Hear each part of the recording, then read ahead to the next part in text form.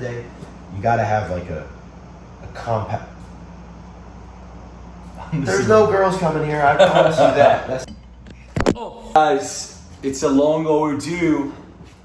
We're planning to make this like days ago, but we're just making it right now. We're like, why not? It's pitch dark right now. I'll show you around in a second. It's hurricane happened 2-3 days ago. We've seen looters. We were up all night. We're doing like an American experience with American flag country music. That we're drinking, singing American spiritual songs, and it was a crazy experience. And I wasn't sure whether I needed to film this or not. And my friend Michael told me like, bro, why not? Like, it's a one of a lifetime experience. I'm like, yeah. What we're going through is like really surreal right now. People have power, but not many people do, especially here. We didn't get hit by the hurricane that bad, but the aftermath was actually the worst part for us right now. This is the third day, if I'm not mistaken, that we don't have power, and that's actually intense. And also I'm going through some other stuff in my personal life, so that's why I was like, oh, maybe that's not the right time to make this video, and there's no light. And where we're living right now, we're not in the city, so it's pitch dark outside, so it's not easy to also even the cities without power. Yeah, also, and I was like, how am I gonna film? I don't have enough lights, and my phone is dying, not enough battery, and all that stuff. And he can fill you in, guys, with more like technical stuff with the hurricane and all that stuff, and what's happening, especially real time, or like in Tampa, Sarasota, whatever. But yeah, it was a crazy experience for me too, definitely. And yeah, Michael can. Yeah. As like I said, right now, we're out of power. About over 500,000 people in this county are out of power, and that includes the city of Tampa. Obviously, where we live, where we go to school. Our university doesn't have much power. Over 3 million people across the state of Florida lost power. So that's a very immense operation for the government and all those power companies to handle. You're trying to get power back in all these places, and there is a lot of damage, a lot of flooding, a lot of trees down. A lot of transformers, the actual power like generators that blow up because of the storm, because of the rain. We've been out of power for what, 48 hours now at this point, and there's really no telling when we're going to get it back. They're slowly trying to get it back. The gas stations are all completely empty. Like I said, it's completely dark at night. There's not a lot of people here. Most people evacuate. It's just a lot of military and police personnel around. Life is slowly starting to come back, and it's kind of weird to see it. Like, you see cars driving around, you see people out walking around, everyone's experiencing the same thing. We're all kind of coming together to get through this. But right now, as like I said, I think, we saw some trees falling over in different places. There's some flooding in areas. There's certainly some we got hit in Tampa for sure. And the storm was pretty nasty, but we didn't get the full brunt of it, thankfully, here. But everyone got knocked out of power, and so you have a situation where so many people are out of power, and there are some areas that are hard to get to for the companies, the power workers to get to, and that makes it a slow process. And the gas stations are gone. So just imagine living in a city that there's normally millions of people in, hundreds of thousands of people in, and now there's a quarter of that many people, and there's no power, and there's no fuel, and we're rationing on food. He's got some leftover meat that's barely still good. 4 days though. Yeah, it's all right. I made this like 4 days ago. But obviously we prepared. We got supplies of water. We got supplies of non-perishable food. Power bars and some bread that should last us over a week, and peanut butter. But other than that, you're just rationing out your food, rationing out your water, rationing out your gas, and there's really nothing you can do. We have some places that we can evacuate to, but the roads to get to there are flooded, and they have power, but we just can't get to them. So we're basically stuck. At this point, it's not seriously urgent. We're totally okay in terms of life-threatening situation. There's plenty of emergency personnel and law enforcement personnel all over the place, and they're just slowly trying to get things back into motion. But for the past 48 hours, it's been pretty scary, pretty intense. You go through the storm by yourself in the storm, then you lose power. You can't get any more gas, and you got to think to yourself, I got to live off of what I have right now for as long as I can until they get gas and power out. Gas and power back on, and that's very mentally draining. I think that's the main thing I think we're both kind of dealing with, is that mental stress of when is this going to end. Tell us how the gas situation happens though. How can you run out of gas? How does that happen? So everyone in the city, in the days leading up to the storm, maybe even a week leading up to the storm, really, everyone's trying to get out. Everyone that is deciding to evacuate is evacuating, especially there's a lot of areas that get mandatory evacuation orders. So they know there's going to be flooding or the worst of the conditions in those areas. So those people need to leave. Obviously, we're not in a mandatory evacuation area, but we're right on the outside of it. So first, everyone's making a run on gas to have gas to get out of here. And the people that are staying are trying to get gas. So they have enough gas to maybe evacuate now or go out and get food, go out and get water, an emergency, whatever they need to do. And just obviously have gas. It's your main way of transportation. And then on top of that, now, as the storm hits and in the days after, gas stations don't have power. The Port of Tampa, where we get almost half of our fuel from, it took a few days for them to get back online, to be able to get fuel ships coming in. So the fuel supply gets cut, the gas station's already empty, and they're lacking on power. And when they do get gas to certain gas stations, there's one over here or one over there that gets gas, there's a line of 100 cars, everyone's trying to get gas, there's fights, people are in line for 2-3 hours trying to get gas, so it's very hard. I think at us, our strategy is kind of just lay low with what we got. We have food, we have water, we have enough gas right now to get us to a gas station for sure. And then we just live off what we have right now. Obviously, we have friends in the area that have power, that have fresh food and whatnot. It's just a struggle to get to them right now because of the flooding situation on certain roads. But gas is certainly the scariest thing, I think. On top of that, electricity. We're sitting in a dark room, we got candles, we can't cook food. There is running water, but it's not very strong. And we just kind of, I said to him many times, you go through a situation like this, you're not the same after it. I feel like I've aged years. He lives alone and I live alone. We both went through the storm by ourselves. And then the day after, we were like, all right, we need to get together. We need to figure this out. And we had a good time yesterday, hoping we would get power and energy and fuel today, hoping that we would eat the best case scenario. Honestly, conditions did not improve today. There's still power out all over the place. Still, gas is still barely getting in. So we're kind of in a situation where it's like, well, shit, we might have to be riding this out for a few more days. And then that's when you have to start seriously looking at how much water do I have? How much food do I have? How much gas do I have? And what can I sustain? And where could I go if I need to go somewhere? But my question is why do you think it turns to be turn to be this a political in a way, you know what I mean? It feels apocalyptic. Yeah. Why is that though? Why looting happening, which you can talk about. Yeah. So we saw looting last night. Yeah. And I know hurricanes always have happened or always happening here.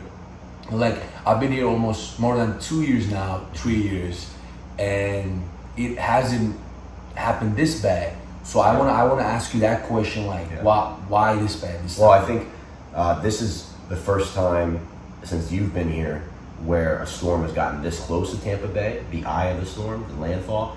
If you remember, a day before this storm hit, they were still expecting it to come right into Tampa Bay. We got very lucky. It turned a little bit south right before landfall and hit a little bit south of here. Obviously, we still got very strong winds, very heavy rain, a lot of damage, and we didn't get spared completely. We still got a lot of damage, and we're still suffering right now, obviously. But suffering, I'd say there are people suffering. I don't think we're suffering.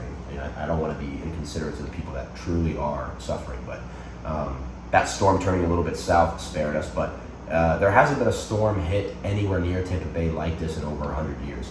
So a lot of the people here, the first thing is just panic. You have so many people trying to leave because all week we thought this thing was going to come hit right here, and we thought it was going to be really, really, really, really bad, way worse than what we're experiencing right now, as bad as this is. So you just have a lot of panic. People filling up their gas, getting gas cans, getting all the water they can, getting all the food that everyone's stocking up, or they're leaving. And now, right now, you have, hundreds of thousands of people without power. The gas stations are empty. Some people are here because they evacuated to here because they're from areas where they did get hit worse. And then there's people trying to get back into here to get back to their homes. They have power, they don't have power. So you just have a scram of people trying to prepare because you don't know what's going to happen, right? And leading up to the storm hitting, you just don't know. So everyone reacts with that and survival instinct. And then you get left in a situation like this where there is damage, there is power outages, there is a lack of fuel, and you have a bunch of people scrambling around trying to help themselves.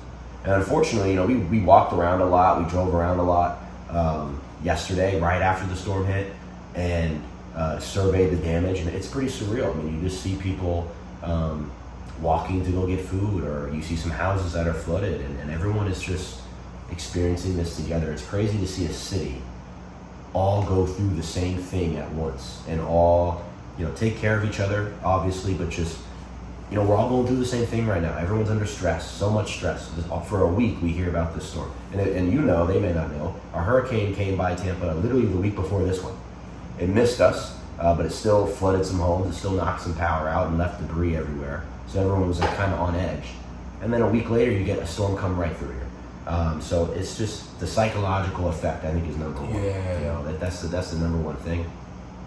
Grocery stores were crazy too, bro. Crazy. That was like, I heard that, I've never been, I haven't gone this time, but I heard that right before the storm hit, like the day before, it was like completely like gone, everything, no supply and stuff. And that's crazy to me too. Like, it's not like apocalyptic event, or like, it's not like pandemic or something. Yeah. You know what I mean? It's just I don't know. It's people hear the danger, they know the danger, and they react. And I think for people that lived in Florida, they're probably sitting here, you know, saying, "Welcome to the party," right? I mean, this is just what you come to expect. You evacuate, and you're waiting on the highway in hour-long traffic, trying to get out of the area, trying to get out of the state, trying to get gas, trying to find places to stay. And if you don't evacuate, you're stocking up on food, stocking up on water and fuel, hoping for the best, and then you get left in a situation like this where we're out of power for days. And there's thousands and millions of people that have gone through what we're going through and would say, yeah, this is what happens. You know, I know it's shocking to you, you've never experienced it, and you know, to be honest, I've never experienced it like this. But this is just what happens, and you just got to keep your head strong, be patient, know that fuel is going to come back, electricity is going to come back, you're going to be okay. If anything, if we ran out of food and ran out of water, and we called 911 right now and said, hey, you know, there's a medical emergency, or we don't have food or water, we would get help. Like at the end of the day, we're okay. But it is stressful because you don't want to do that, and obviously, you know, you want to take care of yourself enough. You want to keep your mind right. And we both have things going on in our own personal lives, our emotional lives before this storm that are still on our heads, right? Yeah. You know, you're still dealing with your thing and your stuff in your head. I'm dealing with my stuff in my head. School, work, emotions, relationships, all that is still going on in your head, and you're dealing with a life-threatening storm, lack of power, lack of fuel. So it's just, think about everybody here. People have families here, they have jobs here, they have their homes. It's intense, it's very intense. But the one thing I do want to make a comment on, though, you mentioned it, is the looting. There's been storms in the past that have hit different places in Florida, obviously in Louisiana with Katrina, where looting became a really big problem. Just imagine, again, the city's dark, there's not as much people. That is an opportunity for people that, you know, are poor or struggling, or maybe they are just general, you know, day-to-day criminals, right? People that are already living a criminal lifestyle, or they're just poor and desperate.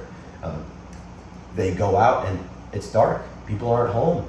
They're gonna go into dumpsters and find what they can find, break into cars, break into buildings, go into people's apartment complexes, go to different areas to try to steal, because it's the best opportunity you could possibly expect. The power's out. Most people are gone. Emergency services are trying to balance so many different things. Yeah, the cops are all out. There's cops everywhere. There's military everywhere, but they have so much to deal with. And so last night we went for a walk on campus, and I would say just for a moment that was pretty relaxing. On one hand, to take a walk in a city that's normally full of life, and it's dead. It's dark, quiet, and dead, and you're just walking in it and embracing that like unique moment. But we got back, and we saw people with headlamps in our parking lot, and we whistled over, kind of trying to see who they were, and they didn't answer us. And they started looking around in the bushes where students parked their bikes, looking at cars, looking in the dumpster, and we were kind of, all right, this is not usual. They're not responding to us.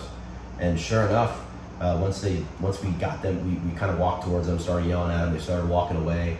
They started cussing at us for no reason, getting really aggressive. They had stuff in their hands, they dropped it, and then they moved up the street. Definitely looters, definitely people out trying to take advantage of the situation. And we called the police, we kept an eye on the property, and we did what we were supposed to do, but that is another danger, another thing on your mind. People are out here trying to steal. You know, all the things that could go wrong are on your mind, and it's just emotionally draining. I mean, I don't know about you. I want the power to come back. I want the fuel to come back. I want to go to Chipotle tomorrow and watch college football and eat a nice warm meal. I mean, all those things we take for granted, now all of a sudden they're like, man, I need this right now. I just want to sit in my air-conditioned living room and watch football and eat a nice warm meal. All of a sudden, that's just not something we have the luxury of. But I don't know about you, at the end of the day, as good as all that sounds, I just want to take a deep breath. This has just been so stressful for the whole city. But I'm completely on the same page with you, but to give you a different perspective though, to them too, think about how ignorant and how selfish we are as human beings. So right now we all say this, and next week we tend to, it's like a I don't want to say primal instinct, but it's like a human nature. I think that's a better word. In 2 weeks you're gonna be like, oh, are we going out? Oh, let's do this. Oh, this girl said that to me. Shit, that broke my heart. We're gonna forget. So it's really becoming difficult to just be mindful about it and keep that in mind and be like, well, remember what I've gone through like a couple of weeks ago, a month ago, a year ago. That was crazy. Right now I feel like when you age, especially that's what my dad and my mom tells me. When you age, you get that feeling more, which is, wisdom, I guess, in a way. Cause you're like, oh, I was worrying about him cheating on me. Fuck, it's nothing, bro. Like, health comes first. So how, like, your parents are safe, health, you know what I mean? Parents, bro. But and then as a human being, and we're in America, and we are so motivationally driven to chase our goals and stuff like that. It gets to us, bro. It gets under your skin. You're like, oh, I want to do this. I want to work that. I want to do this. Fuck shit. Oh, and the lights go off, and you're like, fuck, bro. All those things are just amenities. They're all amenities. They're all additions. If you think about that, that's insane, bro. But and again, if you go to places in the world where that's valued more, like you go to places where it's like, I'm happy every day because I have water, I have food, I have a shelter, and I have my family around me, and I'm healthy.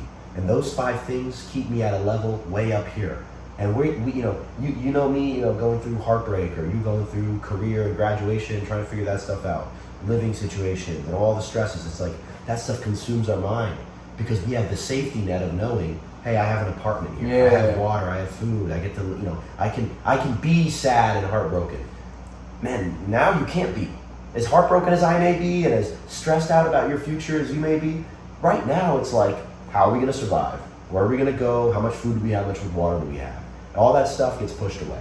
Yeah, that's crazy. And I think that's something we need to remind ourselves, as you said, next week. Hey, maybe we are studying for tests again, going out to have fun again, just going out to get a workout, or hey, what are you doing tonight, man? We're relaxing, right, enjoying our life as we should be. But in the back of our mind, knowing, hey, no matter what, no matter maybe how I wake up and I feel emotionally, are the fucking lights on? Is the water running? Do I have a roof over my head? Do I have a car? Do I have gas? Yeah? All right, cool. Whatever else I'm dealing with, school stress, relationship stress, career stress, even some financial stress to a degree,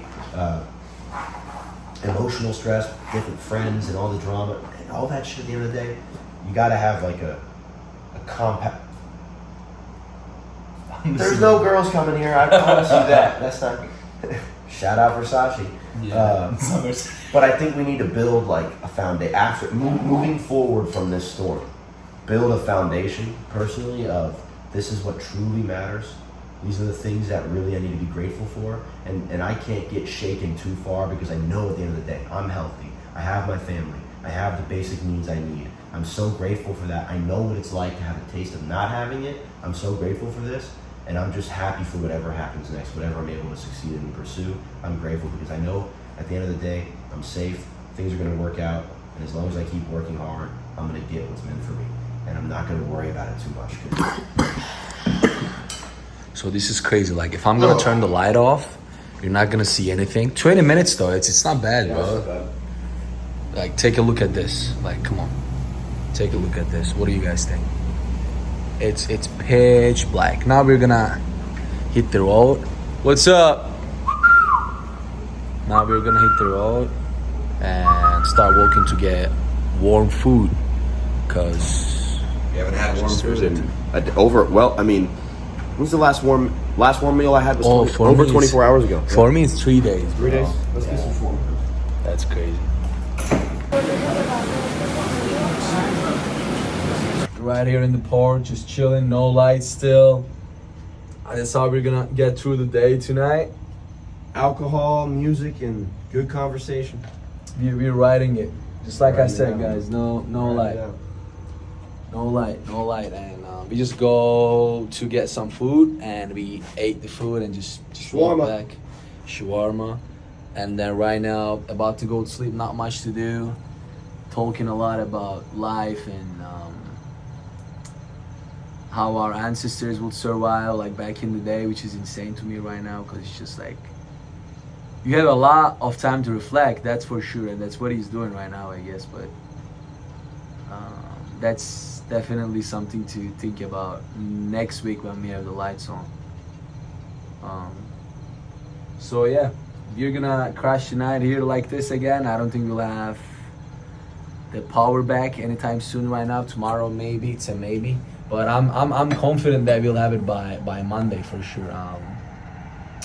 I'll keep you guys posted. I'm so sorry to start this video so late. Just like I said, going through in my life, things were going on in my life too. I didn't know what to shoot, what to do, and we were just debating about whether we need to make this video or not. I was like, why not? And then I just started filming with my phone, and it's one of a lifetime experience, big time. So I hope you guys are gonna learn something from it. Why not? Gratitude, being grateful, appreciating what you have. Obviously, you gotta want more. You're a human being, but appreciate what you have, and then continue with gratitude, continue with passion, continue with drive. But at the same time, don't forget where you're coming from, and don't forget how lucky you are to be able to use your brain, well, use your mouth, use your hands, use your body, to be able to learn stuff. I think it's really beautiful. I know maybe for some people I'm sounding really plain right now or simple or cliche, but this taught me a lot. This darkness taught me a lot to him too, so God bless. Be safe.